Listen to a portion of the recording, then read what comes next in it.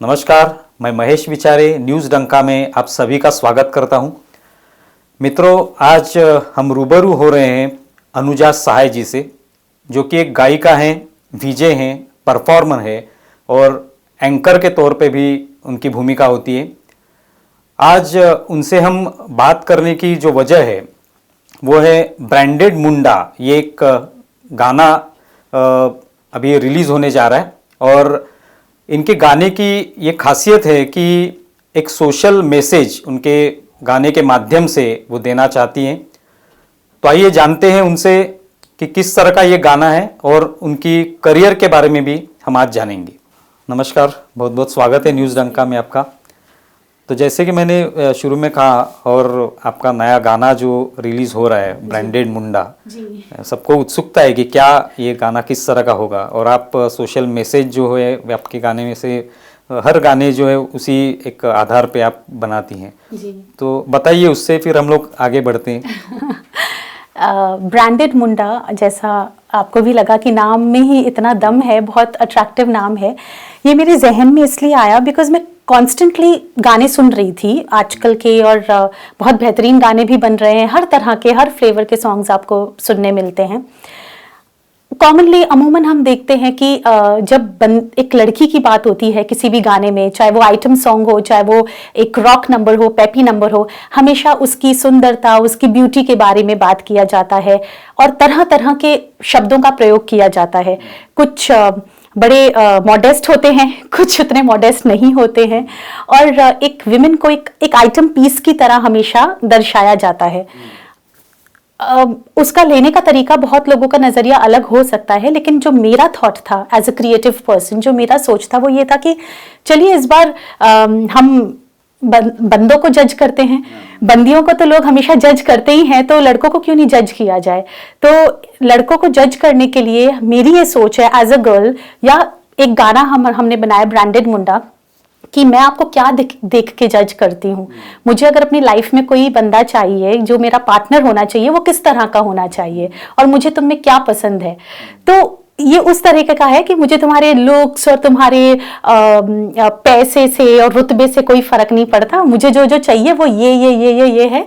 तो उसी को हमने थोड़ा सा डांस स्टाइल में, थोड़ा ग्रूवी वे में पेश करने की कोशिश की है। अच्छा, पंजाबी स्टाइल हिंदी मिक्स करके, पंजाबी हिंदी मिक्स करके। जी, तो किस तरह से आपको लगता है कि कितना रिस्पॉन्स इसको मिलेगा? क्योंकि जिस तरह से आपने कहा कि आज जो ट्रेंड जिस तरह से चल रहा है उससे कुछ हटके ये गाना होगा। आई थिंक अगर हम कुछ हटके करते हैं तो उसको डेफिनेटली रिस्पॉन्स तो मिलता ही है। और हटके करने का मतलब ये है कि ये एक बहुत कॉमन थॉट है, बट कहीं ना कहीं इग्नोर कर दिया गया था, नजरअंदाज हो गया था।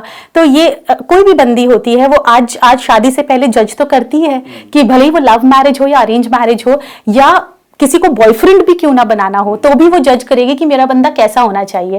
तो कहीं ना कहीं हम लोग उसको इग्नोर कर देते थे और सारा फोकस आजकल लड़कियों पे ही जाता था। तो मुझे लगा कि ये लोग इससे कनेक्ट करेंगे और बहुत इजी गाना है, तो लोग मतलब कहेंगे कि हाँ, ये बात ऐसा ही होना चाहिए। कुछ शब्द सुनाना चाहेंगी? अच्छा, ठीक है। तो बिना कोई बात नहीं, हम ऐसे ही झूमेंगे गाने के साथ में।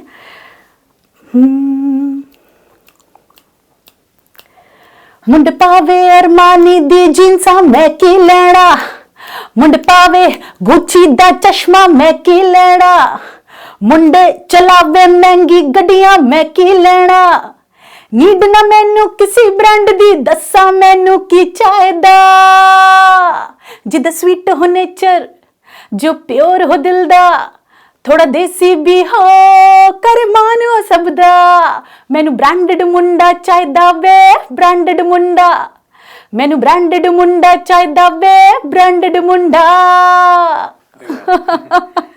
यही अपने रिदम और उसके साथ कमाल कर देगा गाना।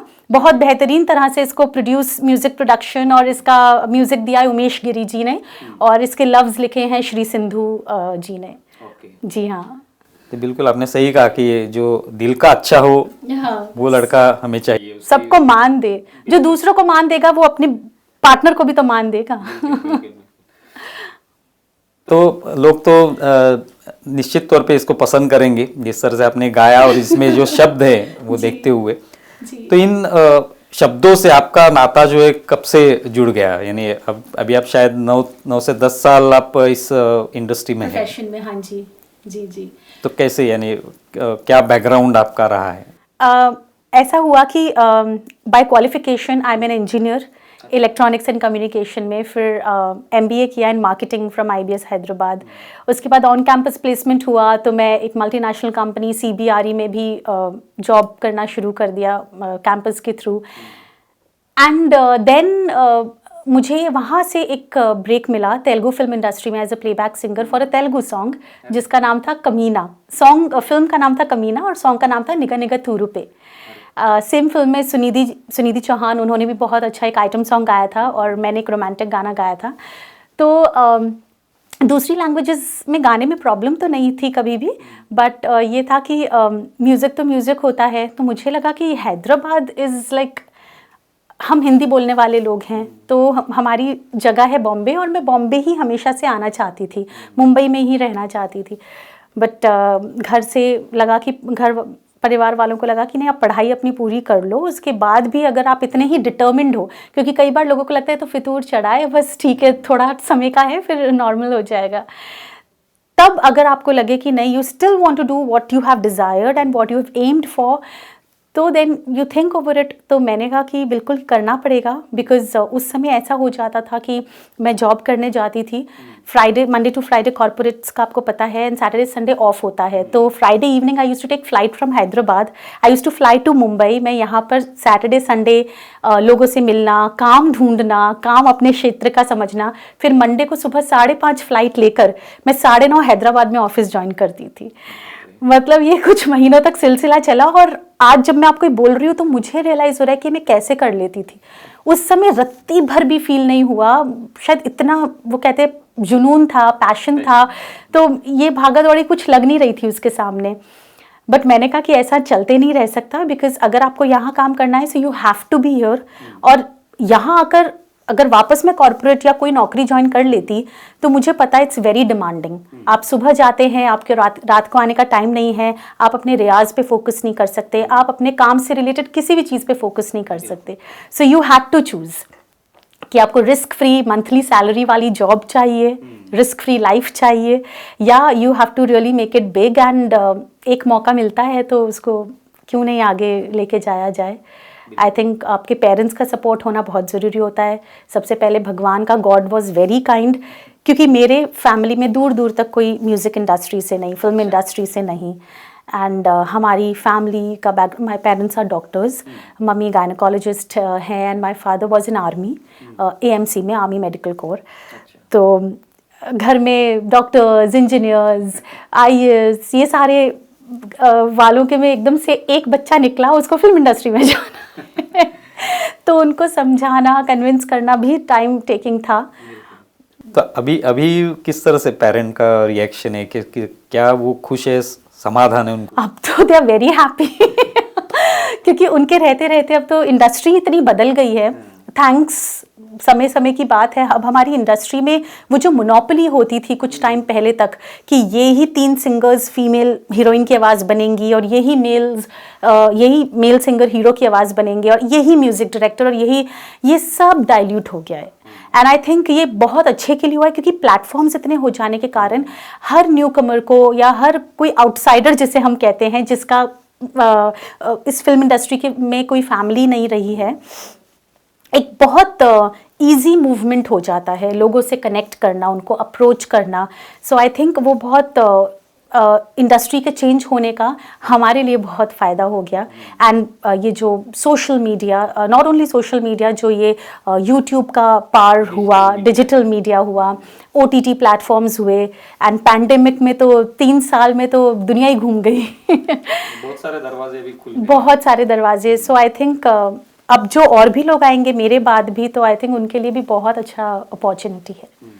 तो वैसे भी आपने सिर्फ गायिका के तौर पे ही काम नहीं किया है, तो आप VJ भी हैं, आप एंकर भी हैं, परफॉर्मर हैं, और अलग अलग जो भूमिकाएं वो निभाती रहती है। तो ये सब किस तरह से कर पाती हैं आप? यानी एक तरह से ये सब मेंटेन करना बहुत ही मुश्किल होता है, लेकिन वो आपने जैसे कहा था शुरू में कि जब आप जॉब करती थी, जी। जब जिस तरह से आपने मेहनत की, शायद उसके वजह से ये फायदा हुआ होगा आपको।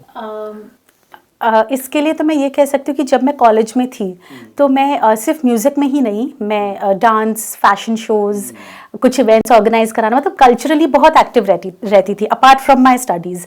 तो पढ़ाई में बहुत अच्छे नंबर आते थे, ऑलमोस्ट टॉप की कैटेगरी में, चाहे इंजीनियरिंग था या स्कूल था या MBA। तो मम्मी पापा को और गलत फहमी हो गई कि नहीं नहीं, ये तो पढ़ाई की ही लाइन में रहेगी, इसका कुछ नहीं, थोड़ा टेम्पररी वो है।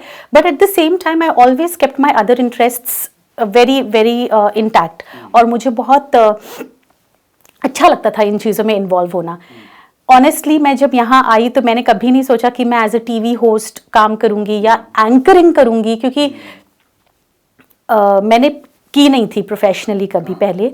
और एज अ VJ, मतलब ये सब कैमरा को उस तरह से फेस करना, एज अ सिंगर फेस करना अलग बात होती है, एज अ डांसर फेस करना अलग बात होती है। बट आई डोंट नो, ये किसी ने उनको ऐसा लगा, जिन्होंने मुझे फर्स्ट ब्रेक दिया तो उनको ऐसा लगा कि कर ले। और ये करते करते मुझे एक दो जब हमने एपिसोड्स करने शुरू करे, और शुरुआत से फिर धीरे धीरे धीरे इतना कॉन्फिडेंस आ गया। सो आई थॉट कि wow, this is my cup of T, मैं तो इजीली कर ले रही हूँ इस चीज़ को।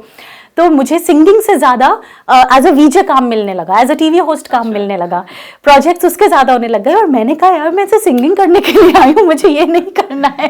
But I used to enjoy that also. मुझे बहुत अच्छा लगता था कि अलग अलग सब्जेक्ट्स पे बात होती थी, हम आउटसाइड ट्रैवल करते थे तो वहाँ के चीज़ों के बारे में बात करते थे, और बहुत नॉलेज भी बढ़ती थी उससे, because you work on your words, you work on your diction, you work on your presentation, so lot of things used to happen. बहुत अच्छा लगता था। और आई थिंक है तो गले का ही काम, वोकल कॉर्ड्स का ही काम, तो दोनों साथ साथ चलते थे। और जब हम स्टेज पे परफॉर्म करते हैं गाते हुए, तो हमारा बात करना तो होता ही है जाहिर सा है, क्राउड से, अपने फैंस से, अपने फॉलोअर्स से। तो आई थिंक मुझे लगता है कि सब कुछ इंटर रिलेटेड है। मुझे ऐसा नहीं फील होता कि सिंगिंग एकदम अलग हो गया और एंकरिंग या लोगों से इंटरेक्ट करना एकदम अलग हो गया। सो तो एक तरीके से हम लोग कह सकते हैं कि एक ऑलराउंड जो आदमी होना चाहिए, आदमी या औरत हो कोई भी, लेकिन वो ऑलराउंड होना चाहिए। उसको अगर सभी काम आ रहे हैं तो अच्छी बात है। हाँ, ये ज़रूर रहा। मैं आपसे बताना चाहूँगी कि मैंने कोई काम के लिए मना नहीं किया। मतलब मैंने ये नहीं सोचा कि मैं तो सिंगिंग करने के लिए आई हूँ, why should I even take, मेरे को दूसरा काम करना ही नहीं है, मुझे फोकस्ड रहना है। क्योंकि लोग कुछ कहते हैं, मतलब अभी भी हमको जब मिलते हैं तो सिखाते हैं कि आपको सिंगिंग करनी है तो सिंगिंग करो, एक्टिंग करनी है तो एक्टिंग करो। एक जगह जब स्टैब्लिश हो जाओ तो फिर दूसरा कुछ भी कर सकते हो। बट मुझे ऐसा लगा कि अगर मैं कोई काम है जो मैं कर सकती हूँ और उसको 100% निभा सकती हूँ, तो उसके लिए कॉन्फिडेंस मुझे खुद में होना चाहिए। So I never say no to it. मैंने म्यूज़िक वीडियोस बहुत सारे किए हैं, उसमें मैंने ही एक्टिंग की है। बहुत सारे मेरे म्यूज़िक वीडियोस हैं अलग अलग कॉन्सेप्ट्स पे, जिसमें मैंने किया है perform. So when I know that this is something, मैंने इवन फैशन शो कोरियोग्राफ किया है। बॉम्बे में आती मैं तो बहुत नई थी, तो मैंने किसी ब्रांड के लिए उनके लिए मैंने फैशन शो कोरियोग्राफ किया था। उनके जो डिज़ाइनर थे उनका नाम रोशन था, Roshan ji. And I was like, college में किया है, प्रोफेशनली कभी नहीं किया, बट वो इतना ब्यूटीफुली कोरियोग्राफ हो गया। I never said a no to it also. तब ये भी था कि पैसा भी ज़रूरी है, हम इतनी अच्छी इनकम छोड़कर आए हैं तो हर तरफ से पैसा कमाना भी ऑनेस्टली ज़रूरी है। तो जो हमारी विसिनिटी में हो पाए, लेट्स डू इट। तो अभी एक म्यूजिक कंपनी भी आपकी है जो कामाख्या। हाँ जी। तो उसके बारे में बताइए कि किस तरह से उसका काम चलता है और क्या क्या आपने उसके तहत किया हुआ है। तो ये म्यूज़िक कंपनी डालने का बेसिकली एक म्यूज़िक सेटअप मैं बोलूँगी, नॉट टिपिकल कंपनी, क्योंकि इसमें हमारा अपना म्यूज़िक स्टूडियो भी है, which is here only in Mumbai. Kamakhya नाम है। मैं असम बॉर्न हूँ, जैसा कि मैंने शायद बताया या नहीं बताया मुझे याद नहीं, बट मैं असम बॉर्न हूँ। और वहाँ पे कामाख्या देवी हैं जिनकी बहुत महत्वता है वहाँ पे, उनका लोग बहुत मानते हैं, उनको बहुत मान्यता है उनकी। और मैं वहाँ की बॉर्न हूँ, तो मुझे समझ में नहीं आ रहा था कि मुझे नाम रखना है, एक तो सेटअप डालना है जिसका नाम मैं क्या रखूँ। So my mother gave me this idea कि आप असम के हो, ओरिजिन तो वहीं का ही है, भले ही वहाँ 4 दिन भी रुके हो तो भी है तो वहीं के। तो कामाख्या म्यूज़िक हमने नाम रखा। उसके अंडर हमारा म्यूज़िक स्टूडियो है, हम इवेंट्स करते हैं, हमारा बैंड है Rutba. So we do folk, ghazal, bhajan, pop music, जिस तरह का रिक्वायरमेंट होता है, सूफियाना जैज़, अलग अलग तरह का हम लोग उसमें कंटेंट क्रिएट करते हैं। And I do individual shows also in the name of Anuja Sahay, and हम लोग बैंड टुगेदर रुतबा, जहाँ उमेश गिरी जी हैं, is a wonderful singer and music director. दूसरे इंस्ट्रूमेंटलिस्ट म्यूजिशियंस हैं लाइक अभिषेक, ओम, हर्ष, तो ये सारा टीम है हम लोगों का। So we do that. तो अभी जैसे आपने कहा कि आप अलग अलग तरीके की गाने जो है वो उसमें से पेश करती हैं, जी, तो जी। कुछ एक गाना हो जाए जो भी आपकी पसंदीदा हो या लोगों ने जिसको पसंद किया हो। जी जी जी। तो जैसा कि मैंने आपको बताया ना, मेरा हर गाना एक मैसेज रिवील करता है। तो वैलेंटाइंस डे पे हमने एक बहुत ही प्यारा गाना बनाया था जो लोगों ने काफ़ी पसंद किया, उसका नाम था मीरा। सो आजकल के जो नोक झोंक होते हैं पार्टनर्स के, कपल्स के बीच में कि टाइम पे नहीं आए, हमारे को कहीं घुमाने नहीं लेकर गए, हमारे लिए टाइम ही नहीं है, कुछ भी तरह के रीजंस होते हैं। तो वो उसमें यही था कि if you really love someone, love unconditionally, don't keep any expectations, ये मैसेज था।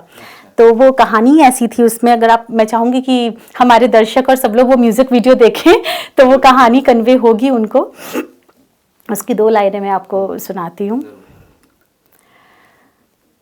जाने जग ये मेरी कहानी, जाने जग ये मेरी कहानी, मैं मीरा हूँ शाम दीवानी, मैं मीरा हूँ शाम दीवानी, लोक लाज सब छोड़ा पीछे, लोक लाज सब छोड़ा पीछे, बस हूँ तेरी ही मस्तानी, जाने जग ये मेरी कहानी, जाने जग ये मेरी कहानी। तो अपने पार्टनर का वैलेंटाइंस डे के दिन वो पहुंचते नहीं है, वेट करते करते राधा कृष्ण को इमेजिन करने लगती है, और तब हम मीरा का जिक्र करते हैं, क्योंकि मीरा जितनी भक्तन तो हमने आज तक शायद किसी के बारे में सुना नहीं होगा।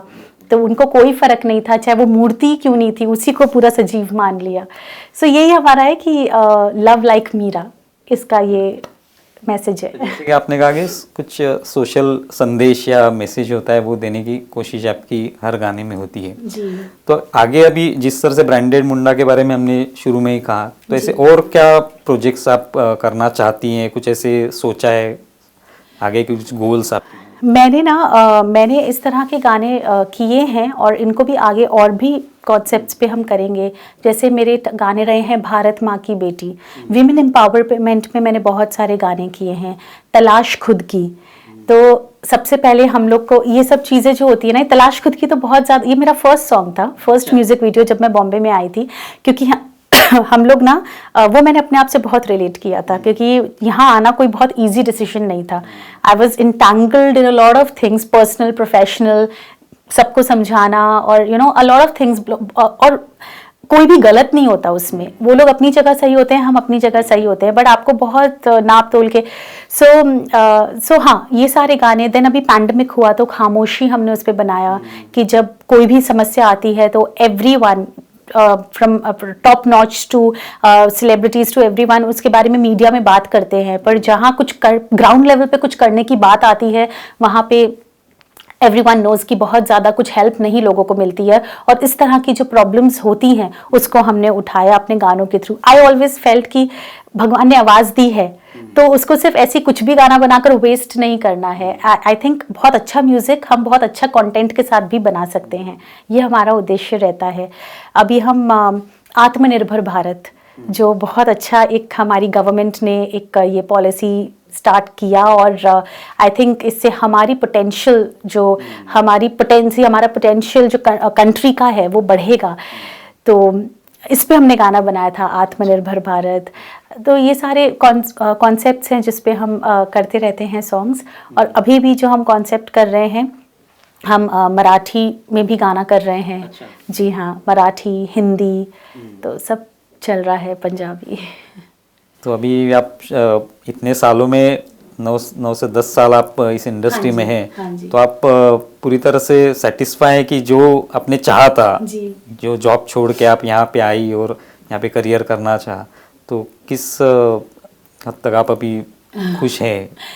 ये तो मतलब आंख बंद करके भी, आधी नींद से भी कोई उठा के पूछेगा ना, तो आई विल बी लाइक कि थैंक गॉड मैंने वो डिसीजन लिया अगेंस्ट ऑल ऑड्स। मतलब मुझे उस समय नहीं लगता कि एक अंदर की आवाज़ के अलावा कोई और था जो मुझे इसके लिए सपोर्ट कर रहा था। और वो अंदर की आवाज़ जो होती है वो बेसिकली परमात्मा से ही कनेक्टेड होती है, वो ही आपको गाइडेंस देते हैं, कहीं ना कहीं जोड़ते हैं। सो आई थिंक बहुत इस मामले में तो आई एम वेरी हैप्पी कि मैंने वो डिसीजन लिया। और जो मैंने कामाख्या म्यूज़िक का बताया, उसके अंडर हमने बहुत सारा तरह की एड फिल्म्स भी की। और मेरा हमारा कांटेक्ट हुआ विद गवर्नमेंट प्रोजेक्ट्स, तो हमने स्वच्छ सर्वेक्षण और जो सोशल इश्यूज होते हैं उनके ऊपर कंटेंट बनाना, तो उस तरह का भी काम किया। तो इस पिछले 9-10 सालों में, जिसमें से मैं एक्चुअली इफेक्टिवली 9-10 साल नहीं, 3 साल हम पैंडमिक के हटा दें तो 6 years इफेक्टिवली हमने अगर काम किया। सो आई थिंक वो हमेशा प्रोग्रेसिव रहा, बहुत ग्रोथ रही उसमें। हमने हम अपनी प्रोग्रेस ऐसे देखते हैं कि हमारा आगे वाला साल पिछले साल से कैसा था।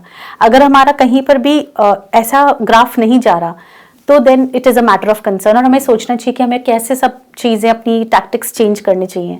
अगर ऐसे भी जा रहा है तो भी ठीक नहीं है, it has to be like this. So I think it was like this from 2013, we are sitting in 22, तो ऐसा ही था। अभी ये जो कोरोना का पीरियड था, उसमें लगभग सभी लोगों को इस समस्या का सामना करना पड़ा, सभी इंडस्ट्री को इसका सामना करना पड़ा। आप लोग किस संकट से गुजरे हैं? और ज़्यादातर ये दिखाई दिया कि जो फोक आर्टिस्ट है उनको बहुत बड़ी समस्या इसमें झेलनी पड़ी थी। तो आप फोक संगीत जो है, लोक संगीत जो है, उसके बारे में भी काम करती हैं, तो आप बताइए कि ये किस तरह से आपने इसको फेस किया? बहुत वेरी राइटली सेड एक्चुअली। जो आपने अभी पूछा भी था ना कि जो हमारे आगे आने वाले गाने हैं, तो हमने इस चीज़ का बहुत ज़्यादा ध्यान रखा है। जैसा मैंने आपको बताया, हम फोक भी करते हैं। तो पैंडेमिक में हमारे भारत से, हमारे देश से जो जुड़ा ये जो फोक म्यूज़िक है, चाहे कहीं का भी हो, बट ये इतना खूबसूरत है। और जो फोक आर्टिस्ट्स हैं वो इतने बढ़िया हैं कि मैं आपको क्या बोलूँ कि आज हम कमर्शियल सिंगर्स माइक के बिना शायद हम उतना लाउड या उतना तरीके से नहीं गा पाए, और उनको माइक की भी ज़रूरत नहीं है, और उनकी क्या इम्पैक्टफुल परफॉर्मेंस होती है। मतलब हम कैरीड अवे हो जाते हैं। लेकिन ऐसे लोग जिनकी बहुत ज़्यादा पूछ होनी चाहिए, उनको बहुत ज़्यादा एक लोगों में अवेयरनेस होनी चाहिए उनको लेकर, पैंडेमिक में सबसे ज़्यादा उन्हीं लोगों ने सफ़र किया, which was not right. As an artist मैं बोल सकती हूँ कि वो ठीक बात नहीं थी। हमसे जितना हो सका हमने अपने तरफ से उनके लिए किया, हम उनके साथ जुड़े, और उनके साथ जुड़ने में और ये ज़्यादा समझ में आया कि they need much more and they deserve much more than the way they are kept in our country, और the way they are treated in our country. तो हमने ये सोचा कि हम उनके साथ कोलैबोरेट भी करके और अलग से भी हमने बहुत सारे फोक गाने उठाए हैं। हाँ जी, और उनको हम अपने अंदाज में पेश करेंगे, जिसे हम फ्यूजन कहते हैं, और हमने उसका नाम रखा है folk and roll. Rock and roll तो आपने सुना होगा, फोक एंड रोल। सो हम एटलीस्ट इसके माध्यम से जो यूथ है, जो बच्चे हैं, जो यंगस्टर्स हैं, जो लोग जिनको नहीं पता हमारी संस्कृति, हमारे फोक म्यूज़िक के बारे में, चाहे जिस भी म्यूज़िक में वो सुनना पसंद करें, कम से कम सुनेंगे तो, कम से कम उसको एंजॉय तो करेंगे, रेलिश तो करेंगे, लोगों को पता तो चलेगा अरे ये तो हमारे यहाँ का गाना है, ये कोई नया गाना नहीं है, ये तो राजस्थान का बहुत बड़ा फोक है, तो यूपी का बहुत बड़ा फोक है। तो ये, और हम, क्योंकि मैंने आपको बताया कि हमने राजस्थानी, पंजाबी, साउथ के, मैंने सब तरह के लैंग्वेजेस में गाना गाया है, तो मेरे लिए लैंग्वेज कभी भी प्रॉब्लम नहीं हुआ। हाँ, बोलने के लिए इंग्लिश, हिंदी इंग्लिश, ये 2 भाषाएं पे मेरी कमांड है, पर गाने में एज ए सिंगर कभी कोई दिक्कत नहीं आई, तो हम उससे कनेक्ट कर सकते हैं।